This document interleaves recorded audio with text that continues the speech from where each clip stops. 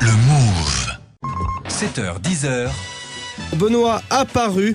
C'est Samir Sabi qui va nous en parler. Je t'en prie, Samir. Ouais, alors vous engagez donc rapidement en politique en 87, vous avez 20 ans, 7 ans plus tard vous êtes nommé secrétaire national à la jeunesse ERPR par Alain Juppé, poste qui vous permettra d'obtenir un logement social à Paris, et vous en profiterez peinard évidemment jusqu'en 2008, le genre d'affaire qui révulse évidemment, surtout quand elle passe inaperçue, c'était le cas de votre affaire. En 2002, vous occupez le poste de chef de cabinet du ministre délégué à l'enseignement scolaire, Xavier Darcos. 2005, vous devenez directeur adjoint au ministère de la Cohésion sociale.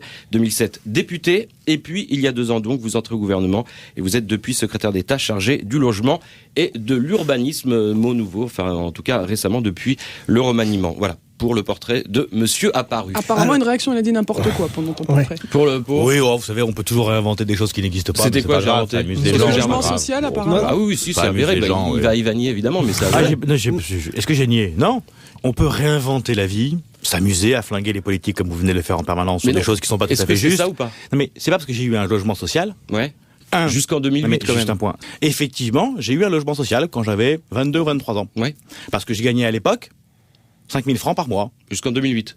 J'ai eu un logement social. Laissez-moi finir vraiment un instant. Ensuite, vous avez un principe que nous avons remis en cause. Quand vous rentrez dans un logement social, c'est bien là des problèmes d'ailleurs, vous avez le droit d'y rester toute votre vie. C'est comme ça. Ouais. Et c'est les socialistes et les communistes qui ont refusé qu'on remette ça en cause. Donc vous l'avez quitté en 2008. Je l'ai quitté de moi-même lorsque je suis devenu parlementaire, de moi-même. J'ai pas attendu qu'un journal le sorte, je suis parti de moi-même. En 2008. Alors à la même période, vous étiez, depuis 2002, vous occupiez le poste de chef de cabinet du ministre délégué scolaire Xavier Darcos, donc le salaire forcément augmente. Et puis à la même période, il y a quand même un des collaborateurs de Christine Boutin qui lui est forcé. C'était après ça. Ouais, c'était à la même période, 2008. Qui lui est forcé de démissionner. Parce que moi, j'ai pas eu de forcer. Arnaud Montebourg, je vous laisse face au dentiste de l'émission. Alors au début ça fait mal, mais on finit par être attaché. Samir Sabi. Oui, alors Monsieur Montebourg, on va revenir, si vous permettez, sur votre programme, le vôtre, évidemment, parce que le programme du Parti Socialiste, on l'a dit, vous l'approuvez en revanche. Vous avez fait 100 propositions dans votre ouvrage, des idées et des rêves, et dedans, il y a plein de propositions. Effectivement, vous trouvez que le programme du Parti Socialiste ne va pas assez loin, pas assez audacieux, et vous y allez franchement. Vous proposez, par exemple, la démondialisation. Alors ça, c'est un concept étonnant, on va en parler vraiment, mais qui risque de faire sourire, évidemment, les moins utopistes. Vous proposez, par exemple, mettre sous tutelle les banques, ou encore indexer les salaires sur les gains de productivité des entreprises. Vous allez nous expliquer tout ça, mais surtout, vous proposez aussi de taxer certains produits d'importation. Alors, moi, je me suis amusé à faire un petit calcul. Donc, taxer des importations. Du même coup, vous proposez d'augmenter les salaires, et le résultat est inévitable, c'est la flambée des prix. Comment est-ce que vous faites pour juguler les deux? D'abord, il faut comprendre ce que ça veut dire. C'est que nous ne produisons plus.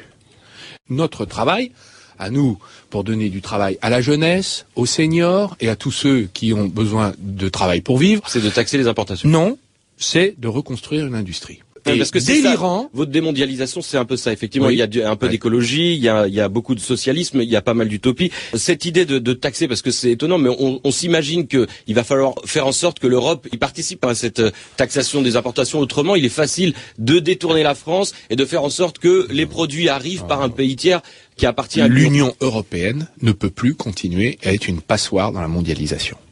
Nous, on a accepté l'euro. C'est un bouclier extraordinaire. Mais c'est aussi un outil de domination pour d'autres économies, notamment l'économie allemande. Donc, il y a un moment, la question du protectionnisme va être posée, d'abord parce que nous sommes la première puissance économique au monde. Nous avons le pouvoir d'être puissant. Pour l'instant, elle n'en veut pas. Voilà. Mais moi, je considère que ça fait partie des éléments aujourd'hui de cohésion de l'Union européenne, notamment de la zone euro. Sauf que l'Europe n'en veut pas visiblement. Non mais attendez, alors, cher ami, on vous voit vous inscrire à la gauche du PS. Attendez. D'abord, l'Europe n'en veut pas. Ouais. Personne n'a posé cette question. Parce que l'Europe n'en veut pas, donc non, on n'en parle pas. C'est pas vrai. C'est pas vrai. Vous l'avez Non, mais ce n'est pas vrai. D'accord, donc on peut imaginer qu'effectivement, tout d'un coup, la France se porte devant le monde entier, puis finalement, son risque de rétorsion des pays concernés par ces taxes. Alors vous partagez, on l'a vu... Non, ça marche pas comme ça. La France est en phase de puissance au monde, la Chine, l'Inde, le Canada, les États-Unis d'Amérique, l'Amérique du Sud, qui sont protectionnistes. Il faudrait entraîner l'Allemagne qui n'en a pas besoin non plus. C'est pas sûr.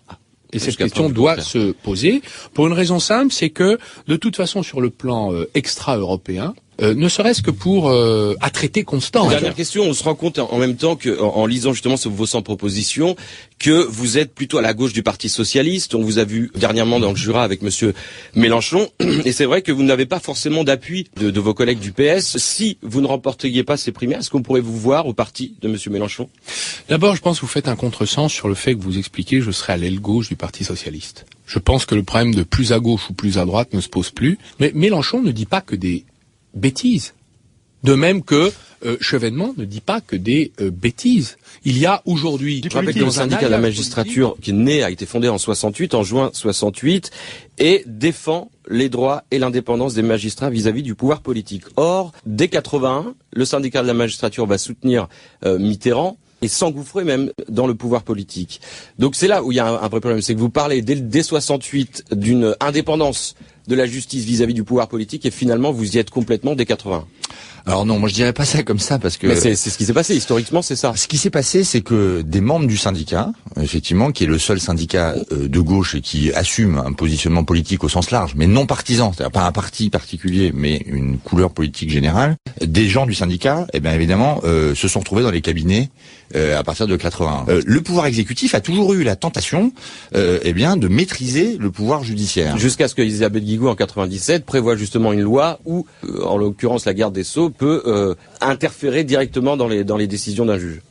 C'est ce qui vous avait fait soulever. En revanche, il y a quelque chose d'assez hallucinant. Je ne sais pas si vous avez fait le rapprochement entre ceux que la gauche avait proposé à l'époque et ceux que Nicolas Sarkozy, ou en tout cas le gouvernement actuel, a proposé. Il y a un lien qui est étonnant puisque on se rend compte que ce qu'a posé comme base de refonte, puisqu'il y a une réforme de la justice en 97 et 98, proposée par Elisabeth Guigou, a été la base finalement de ce que le gouvernement de François Fillon a proposé par la suite. Pourquoi? C'est la même chose en fait. Comment? C'est la même chose alors. C'est pratiquement, en tout cas non, c'était la base, et puis il y a presque une suite logique. C'est-à-dire que si Elisabeth Guigou n'avait pas posé cette base-ci, aujourd'hui peut-être qu'on n'aurait pas eu ces réformes accélérées. La refonte de la carte judiciaire, c'est elle. On est d'accord? 97. Non, alors non, parce que ça n'a rien à voir avec celle de 2007. Non, mais bien entendu, je dis juste qu'il y a un lien. Oui, mais il fallait la réformer cette carte. Non, mais, tout le monde était d'accord. Mais toute la justice était réformée, on le sait depuis longtemps. Jacques Chirac à l'époque disait même que il l'encourageait, il disait il faut aller plus loin, et c'est ce qu'a fait Nicolas Sarkozy.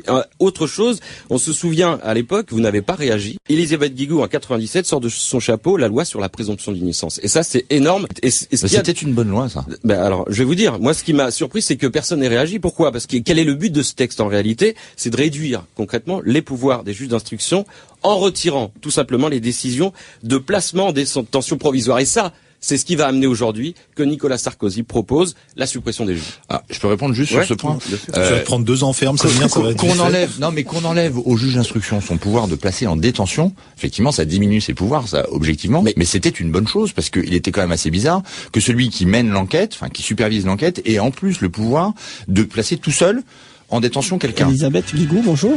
Bonjour. Vous parliez à l'instant de ce spectre Sarkozy, puisqu'on ne peut pas l'exclure, une nouvelle réélection de l'actuel président de la République.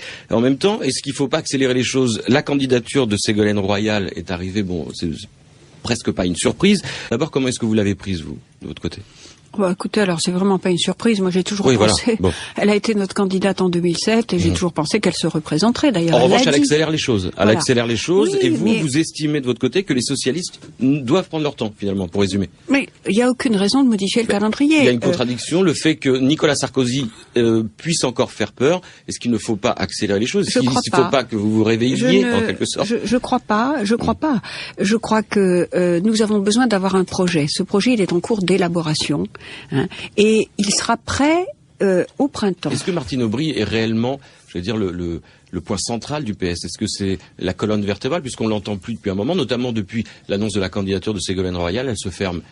Est-ce que c'est vraiment le personnage qu'il fallait pour un parti socialiste déjà très handicapé? Non, mais je comprends bien que dans l'effervescence des déclarations tous les jours, etc., quelqu'un qui pendant 3-4 jours garde le silence, ça puisse étonner. Mais moi, je pense que Martine Aubry a raison de ne pas se laisser balloter par les déclarations des uns et des autres. Est-ce qu'elle a raison aussi de ne pas dire clairement si elle sera candidate ou pas? Ça aussi, c'est quelque chose. Puisque vous savez que les Français ont l'habitude de vouloir savoir longtemps à l'avance quel sera le candidat de quel parti. Non, mais peut-être moi cette envie de savoir est légitime. Une tradition politique en France, en tout cas. Voilà, on n'a pas à se laisser balloter par tous les mouvements comme ça, l'écume des choses. Et le temps joue contre vous d'ici en tout cas fin août. Et d'ici fin août, vous savez que de l'autre côté, que ce soit du parti du président de la République ou celui du Front National, c'est un temps qui vont se servir. Ils vont se servir de ce temps que vous laissez de côté. C'est une stratégie que vous mettez en place. En fait, en gros, vous n'avez pas énormément de liberté d'action quand les autres vont pouvoir se défouler. Ça a déjà commencé. Non mais parce que vous trouvez qu'ils sont unis à droite entre à l'UMP. En tout cas, il y a une feuille de route qui tienne. Déjà, il y a Sarkozy, il y a Villepin, il y a Borloo, il y a Bayrou. Non, mais le Villepin, on parle de Mélenchon. Mélenchon n'est plus au PS, Villepin n'est plus non plus le candidat. Il est à l'UMP, Villepin. Il a toujours sa carte de l'UMP. Clairement, il est opposant à Nicolas Sarkozy. C'est pas un parti avéré, le PS. Et vous savez, c'est vrai qu'on peut faire des comparaisons. En tout cas, en ce moment, l'UMP est scindé. Enfin, il y a quelque chose qui tient d'une vraie fidélité autour de Nicolas Sarkozy. Vous le savez, pour eux, la campagne a déjà commencé. Pas de tout le monde. Bon. Villepin, il est toujours à l'UMP. D'accord. Alors parlons du projet, puisque c'est ce qui va vous. Qui vous dit qu'il sera pas candidat? Et Bayrou. Voilà, ils l'ont quasiment dit. Bon, il faut qu'on aille sur BetClick, là, peut-être, pour c'est pas grave. Madame Guigou, parlons justement du projet, et puis on parlera un certain nombre de choses, mais parce que c'est important, vous en parlez depuis tout à l'heure, c'est l'ossature un petit peu de ce qui va se passer. Alors, s'il faut se baser sur le texte de Benoît Hamon, qui est intitulé L'égalité réelle, environ 45 pages, c'est quelque chose qui est plausible. Vous pensez véritablement? François Hollande dit que c'est irréaliste, il a peut-être raison. Pierre Moscovici également, c'est un proche de Dominique Strauss-Kahn. Est-ce qu'on va se baser réellement sur ce projet? Écoutez, je vais vous dire, moi, mon point de vue. Cette convention égalité réelle et ce texte, c'est un catalogue, c'est une boîte à outils.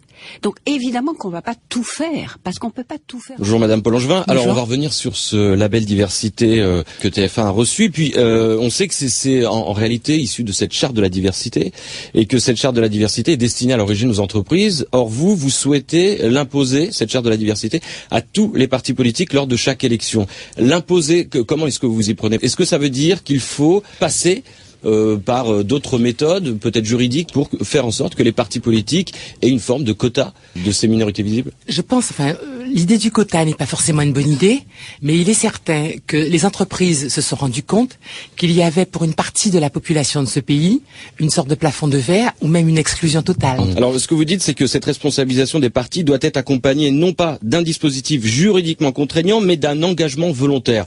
Or, ça fait depuis des années, vous combattez depuis des années aussi pour que la diversité ait lieu, qu'il y ait une représentativité réelle dans les partis politiques. Alors volontaire, ça veut dire quoi? Pourquoi est-ce que ce serait pas arrivé avant? Moi, je pense que il y a quelques années, quand on soulevait simplement ce problème, on était quelqu'un de très mal poli et accusé de tout, communautariste, anti-républicain, etc.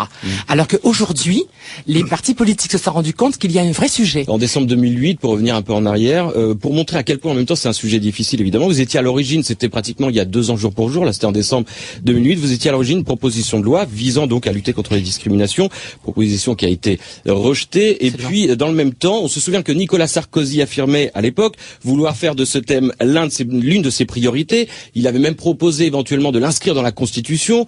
Il avait nommé Yazid Sabeg commissaire à la diversité. Hormis le bilan, c'est qu'à la même période, en même temps, on se rend compte que tous les instituts de sondage, entre guillemets, et puis les enquêtes comme l'Observatoire des discriminations, le club Averroès qui milite pour plus de représentativité dans les médias, entre autres, remarquent qu'à la même période, finalement, les discriminations ont augmenté et que les médias ont de moins en moins recruté. Comment est-ce qu'on explique ce paradoxe? Si on arrive à déconstruire ce préjugé selon lequel diversité n'est pas synonyme de compétence, je crois que c'est très très important.